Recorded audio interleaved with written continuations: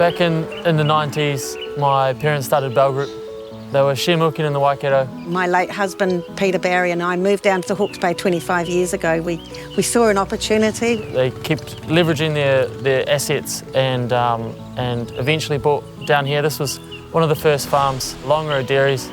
It was a farm owned by a group of investors, and so we ran it for a couple of years, and then a few years later we bought another farm. I think Pete went to town to buy milk, but anyway, he came home with a farm. And then when he passed away, tragic as it was, we were actually really fortunate because we had people in place that could keep the farm going, and we've even grown some more since. Altogether 17 properties, about 4,500 hectares, and milk 9,000 cows. Dairy isn't what it used to be. The work-life balance in dairy is really good now. It's a lot different to what it used to be, and besides that, I think there's far more opportunity from the progression side of things. It's a lot harder in sheep and beef to work your way up. I started as from the bottom, assistant herd manager. Then after 2 years, I think I promoted as a herd manager. Then after that, training assistant farm manager. Then assistant farm manager.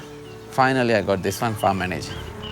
So we're wanting leaders. We want people who are progressive, who are going to challenge the status quo and will push us and come up with new ideas and really help us achieve our goals. So there's a real progression there if you're serious about management. It's a beautiful place to live here in central Hawke's Bay. We've got the mountains 5 minutes from our back doorstep. Couldn't really ask for much more.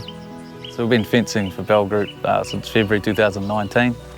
I recommend it here because our soil's quite good, and fencing's all about, good soil. If you've got good soil, you got, fast, efficient fencing.